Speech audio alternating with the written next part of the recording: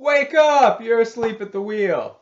I'm Josh Wheel, and this is our supposedly regular weekly Friday review video of a graphic novel or trade paperback from the X-Men universe. Dropped the ball a little. I might not have actually even done one since Jacksonville the last couple of weeks. If you follow me on Twitter, you might have seen that I am home with a bad foot. I fractured my foot and my leg in a couple places, and I've been out of work and home. And, well, you might say, that should give me so much more time to make these. You would be right. I just have been to my Fridays in particular, and I don't know.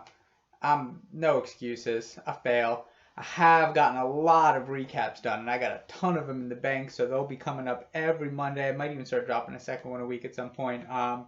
Very excited about those. But I want to get back into the reviews. I'm filming this week since I'm home, from my son's room.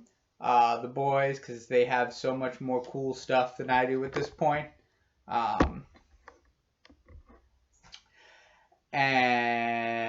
Or at least that they're allowed to have up in their room. My wife allows them to have all the cool, shiny, fun stuff.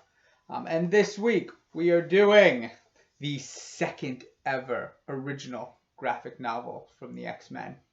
That's right. No More Humans. Written by Mike Carey, who has done a lot of good X-Men stuff. A lot of stuff on that Legacy run I like. The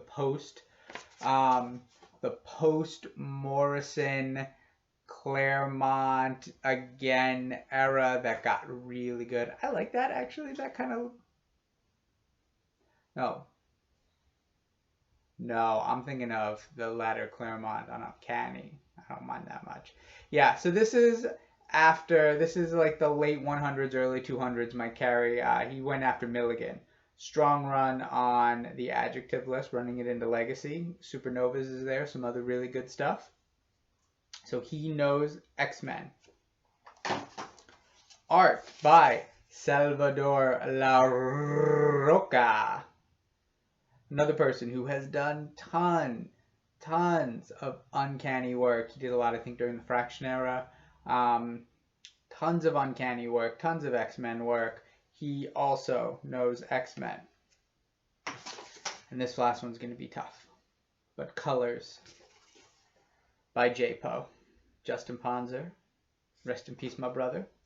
Justin Ponsor, who lost his battle with cancer about a year or two ago, but was a great all-around nice dude. I had the pleasure of meeting him when he came down to Orlando to MegaCon a couple times. I have a little hand-drawn work of his up in another room, and he was just a super, just couldn't have been a nicer, better dude. And, you know, it's been a while, but still best wishes for his family, because what a loss. But Justin Ponsor does some very nice color work on this book as well. So again, this is No More Mutants, the second ever original graphic novel. Obviously the first, I think everyone knows, is Claremont's classic God Loves Man Kills. Why don't they do more of these? I don't know. Like, it makes sense. They're really good. Obviously X-Men trades a lot of things. I think what they did with this kind of gives you a reason why they don't do it as much, and what happened after. So let's go into what this is. No More Mutants is a pretty cool book. I'm sorry, I keep calling it No More Mutants. No More Humans. No More Mutants was what Scarlet Witch said during created some bad times. This is No More Humans. No More Humans. And it takes place during a very specific era in the Bendis run. So, you know, we're in the middle of Bendis. We've got the 05 kids have made their way over. They're staying with Magneto now. yeah, the young O5 kids who time displaced, they're with the Cyclops Magneto group, but Magneto has wandered off and is doing his singular vengeance for the death of mutants awesomeness in the Cullen Bunn ones, which we did a video of not too long ago. So you have kind of Wolverine school, the other side of the schism, with Beast and Storm still there running the grounds. Rogue's in this, Rachel's in this, older Bobby's in this, and we're right in the middle of that, and all of a sudden all the humans in the world disappear. They're just gone. So this is post-Battle of the Atom, but again, really at a very specific time. Like Magneto's off the board, that plays into this. The kids are with Cyclops, that plays into this. And there's some really good art here. Again, they know these characters. They know how to draw them. In my opinion, actually, the coloring really shades this a lot. The brighter colored pages, in my opinion, don't come off as well. There's something, they look a little Alan Davis. They remind me a lot, especially the Wolverine reminds me a lot of Alan Davis. The bad guy of this is the Future Brotherhood, featuring Raze, who is just a weird draw. Like, I don't dislike him as a character, but the blue and the red kind of color mixture things they go for there does not work as well. He's just an odd draw. But I think that when Ponsor colors these in darker tones, right, when he starts to shade everything and we get these much darker, that it complements the, I don't want to say cartoony style, but it complements what Salvador Larroca's art much, much better. And it really balances the line work and the drawing and the facial expressions and the shading so much better with the darker colors. And so we really see it on and off throughout the book as Ponsor's work goes.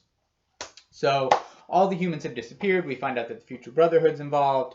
Then the two X-Men groups have to unite to fight the Future Brotherhood. Magneto sides with the Future Brotherhood. And it's really interesting because what the Future Brotherhood is doing is their rationale on this is that they are getting rid of all of the humans to make room to take in all of the refugee mutants from alternate universes where they're being hunted and killed. And that is what pulls Magneto, because Magneto's like, nah, we're about saving mutants. I don't care where they're from. I don't care what world they're from. I don't care what they did. I don't care who's after them. We save mutants. They're all my brothers. They're all my people. I will stand the line for every last one of them. So he joins the Future Brotherhood and turning, Earth 616 into the mutant refugee world.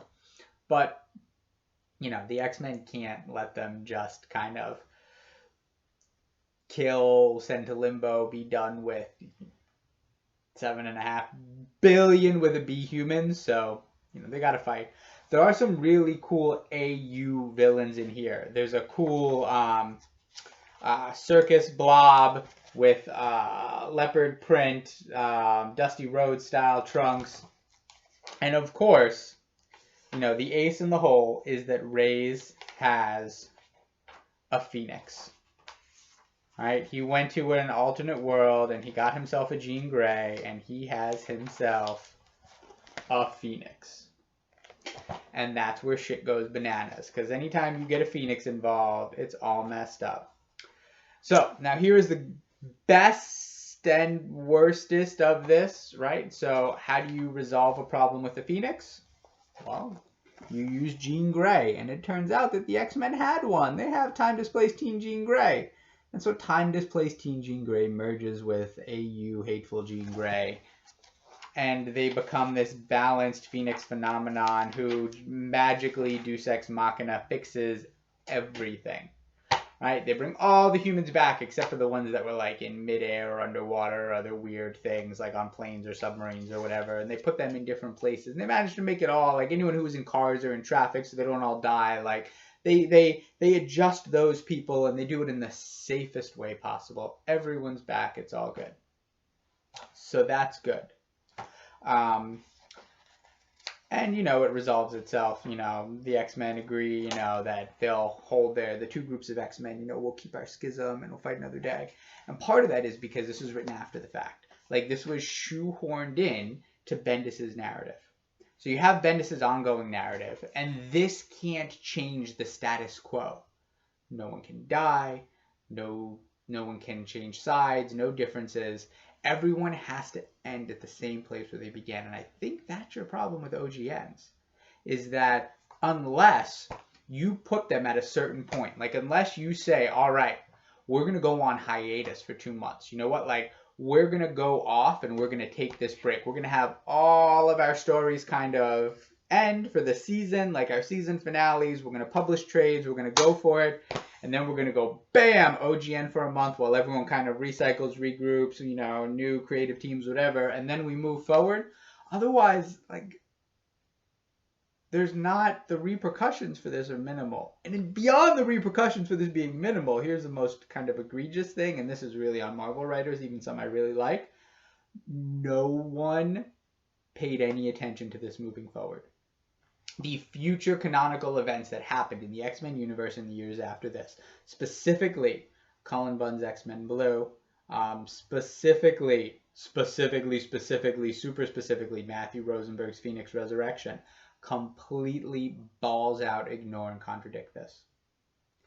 Jean Grey's interactions with the Phoenix were absolute, like, they just never happened according to Phoenix Resurrection.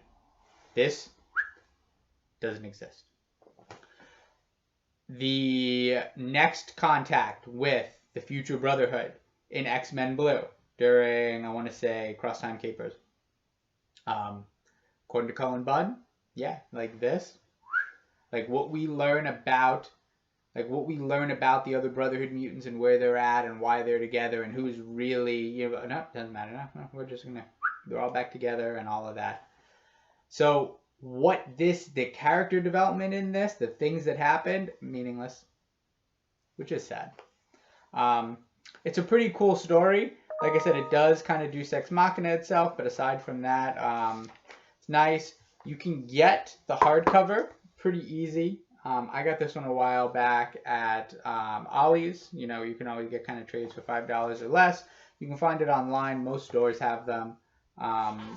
Full retail price is $24.99, which is a little more than I think this might be worth. But it sits nice on the shelf. If you can get it on sale, it's great. There are some cool special features in the back that I really like. Now, we've gotten kind of used to seeing like the director's cuts and the bonus features, the DVD style things in the back with scripts. But what I really like that this does that not all those other ones do is it goes script, right? We're seeing Carey, we're seeing Larroca, the pencil submitted, and then we're seeing Ponsor colored. So we're seeing each step of the way. First guy gives it to second guy, gives it to third guy. Here's what we get. You know, and I really like that touch. You get to see each person's kind of contribution and how they change it. You know, and again, especially on panels like this, you can really see how the darker color palettes, you know, the things that Ponsor does with the colors really help emphasize Larroca's work and for some of the nicer images in here. There's one funny thing, and I was hoping to be able to find it in here. The interior cover of this book, so because it's a hardcover, when you open it up, reminds me of one of my son's favorite children's books, which is called Trucks, Trucks, Trucks, from when he was a little wee one, little adorable boy. Because it has that one, when you open it, it's like a yellow background with like a little cityscape filled with all sorts of different trucks and stuff.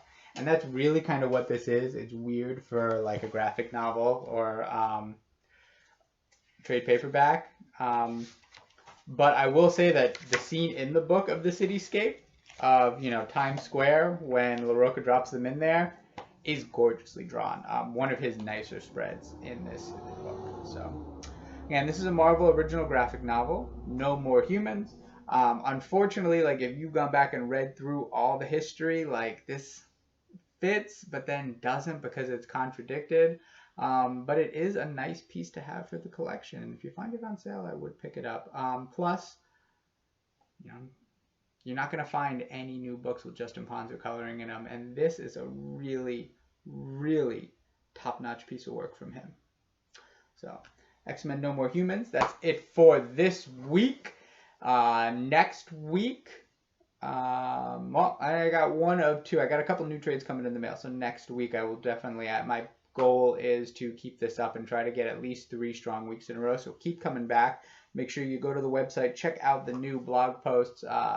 This week I put up a recap of X-Force number 56, a Siren Deadpool Shatterstar issue that I was a big fan of when I was a young'un, when that first came out. I have noticed that I've been putting a lot of 90s heavy stuff, so I'm going to try sprinkling in some, stuff from this century. But if there's anything that you really want or like, please, for $1, $1, 5 pesos, you can tell me what to recap, and I will make it just for you and the rest of the internet. But it'll be because of you. So hit all those up, do those things, hit the like button, subscribe to this channel if you want. But follow me on Twitter, @AsleepAtTheWheel. Keep coming back because this is what we do, and it's X-Men, and it's fun. Have a great weekend, have a great week, and wake up because you're asleep at the wheel.